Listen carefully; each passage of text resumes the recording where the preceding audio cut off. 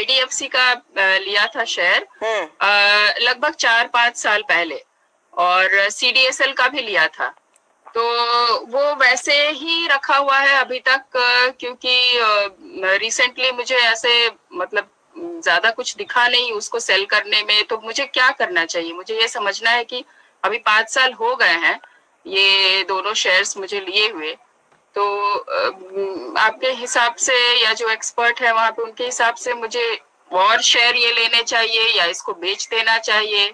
तो अगर आप, अगर मैं सही समझ रही हूँ, पहले आपने आईडीएफसी लिया था, फिर आईडीएफसी का बैंक उसके साथ, आईडीएफसी फर्स्ट बैंक, हाँ आईडीएफसी फर्स्ट बैंक लिया। ये 33 की खरीद थी? जी जी जी, 33 पर क्वांटिटी। ओके, 100 शेयर है इनके पास, गया है। लेकिन देखिए प्रदीप तो इस बैंक की काफी कुछ चर्चा करते हैं, उनको पसंद है स्टॉक, लेकिन फंडामेंटली राजेश अग्रवाल बताइएगा आप, IDFC first bank V Vaidyanathan का बैंक, क्या ये आगे इनको और पैसे कमा कर देगा? अब ये इस दुविधा में है कि क्या और खरीदने चाहिए, क्या उसके आप पक्ष में है? देखिए आईडीएफसी फर्स्ट बैंक के अगर आप देखें तो इस बार के नतीजे बहुत ही अच्छे आए थे। नेट इंटरेस्ट इनकम में करीब 22% के जंप देखे गई। एनआईएम भी 4.57% के आसपास आया। कासा 40% के आसपास हो गया है। सबसे बड़ी बात है कि एसेट क्वालिटी जो है वो 0.43% का नेट एनपी है, तो हर लिहाज से ये बेहतर है। लेकिन बहुत ज़्यादा उम्मीद करना कि बहुत छोटी अवधि में एक बड़े पैसे बना के देगा, ये मुझे थोड़ा डाउटफुल लगता है। हाँ, लंबी अवधि से मेरा मतलब है कोई 4-5 साल रखता है तो ये मल्टी बैगर साबित हो सकता है, प्रोवाइडेड कि इसकी परफॉर्मेंस इस तरीके की बनी रहे। तो वो हमें तिमाही दर तिमाही देखना पड़ेगा। लेकिन इस वक्त अगर मैं की कॉल लेनी हो तो मैं समझता हूँ एक बार 36 रुपए के आसपास इन्हें मुनाफा वसूली करनी चाहिए। नए पैसे अगर डालने हो तो दूसरे कई मिड कैप के बैंक है, जैसे कि सीएसबी बैंक अच्छी परफॉर्म कर रहे हैं, वहाँ ध्यान देना चाहिए, या आरबीएल बंधन में ध्यान दे सकती है बनिस्पत की आईडीएफसी फर्स्ट के। तो आईडीएफसी फर्स्ट में ज्यादा पैसा नहीं डालना, यह साफ है। सीएसबी बंधन जैसे स्टॉक्स में आप नया निवेश कर सकते हैं। आईडीएफसी फर्स्ट बैंक को होल्ड कीजिए। टेक्निकली इस पर क्या आपकी कोई टिप्पणी होगी कि अब यहां से आगे चाल कैसी दिख रही है चार्ट्स पर समित? देखिए अगर आईडीएफसी फर्स्ट बैंक की बात करें तो जनरली ये ट्रेडर्स फेवरेट काउंटर माना नहीं जाता, क्योंकि काफी एक लो बीटा काउंटर है। बट जैसे लास्ट 1-1.5 महीने में ये स्टॉक में प्राइस डेवलपमेंट हम देख रहे हैं, और इम्पोर्टेंटली ये प्राइस डेवलपमेंट वॉल्यूम एक्टिविटी के साथ हो रहा है, तो यहाँ पे कुछ इंकरेजिंग साइन है। रादर 34.5 35 का एक इम्पोर्टेंट रेजिस्टेंस है।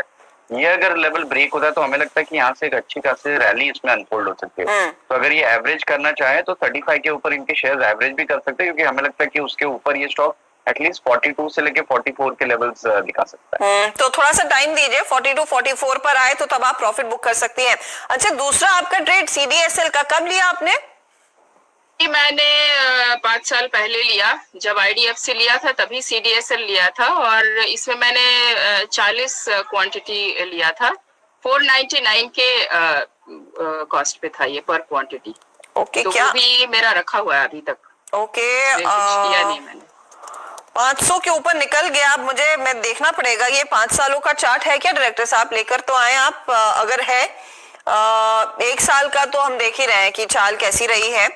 ये फाइनली अब इनके प्राइस के ऊपर निकलता हुआ दिखाई दे रहा है। मुझे इसकी हिस्ट्री एग्जैक्टली याद नहीं है। सीडीएसएल तो हाल फिलहाल में हम ज्यादा ट्रैक करने लगे हैं। राजेश अग्रवाल जी बताइए, यहाँ पर प्रॉफिट तो बन रहा है, क्या किया जाए अब?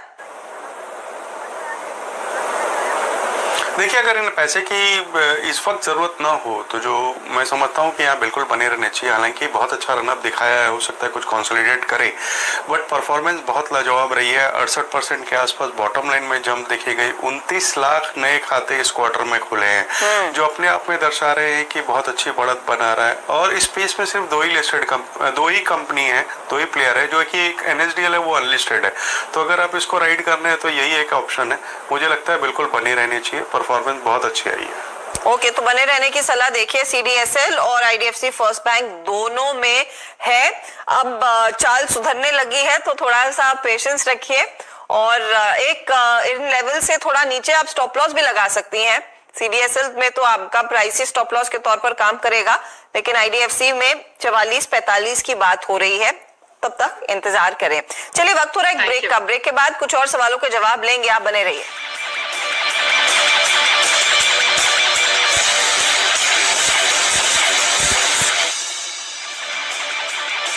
आप देख रहे हैं सास बहू और सेंसेक्स, और देखिए आज के दिन सेंसेक्स आउट परफॉर्म कर ही रहा है, 217 अंकों की बढ़त पर कर रहा है कारोबार। हमारी अगली दर्शक पुणे से जुड़ रही हैं, स्वाति जोशी। इन्होंने SBI लाइफ में दरअसल अपना ट्रेड लिया, व्हाट्सएप के जरिए इन्होंने सवाल भेजा है। चलिए जानते हैं उन्हीं से कि क्या सोच रहे हैं SBI लाइफ के बारे में। मैंने SBI लाइफ के 65 शेयर 843 रुपीस पर शेयर से खरीदी किया है। मैं उसे 2 माह तक रख सकती हूँ। यानी कि 2 महीने तक रखने का इरादा। 843 पर इनका निवेश, करंट मार्केट प्राइस लेकर आइएगा, 858 तो हो ही गया। अब 65 शेयर हैं।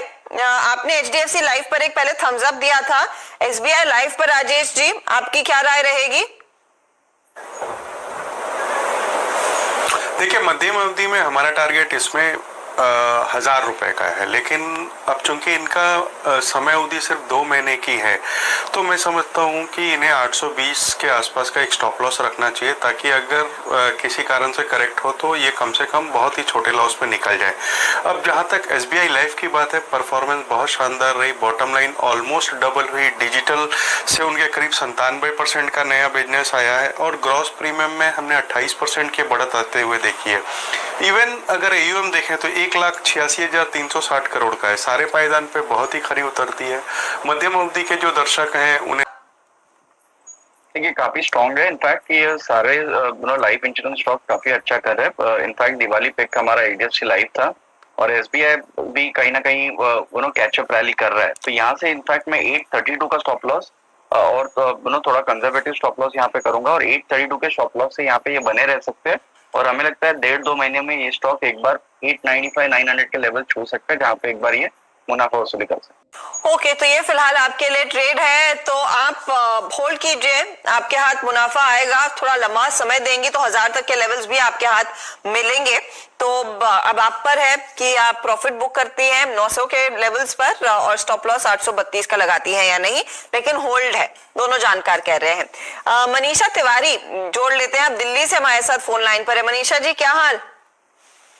बढ़िया है ma'am, good afternoon ma'am. Good afternoon. आज के AQI लेवल का कोई अपडेट है आपके पास?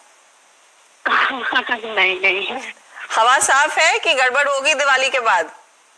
नहीं, यहाँ तो साफ है, धूप निकली है, 2-3 दिनों से धूप नहीं निकली थी, आज तो धूप निकली है। चलिए अच्छा है। बताइए, कैडला लिया आपने? हाँ, कैडिला का 500 का कॉल है मेरे पास। मैंने 4.5 लिया, जैसे रिजल्ट आया था ना उस दिन ले लिया मैंने। ठीक है, तो बस लॉस है मुझे, मैं क्या करूँ। 4 रुपए 50 पैसे पर आपने खरीदा। एक बार कैडला का 500 का कॉल लेकर आएंगे डायरेक्टर साहब, देखे तो इनका लॉस अगर है तो कितना हो रहा है।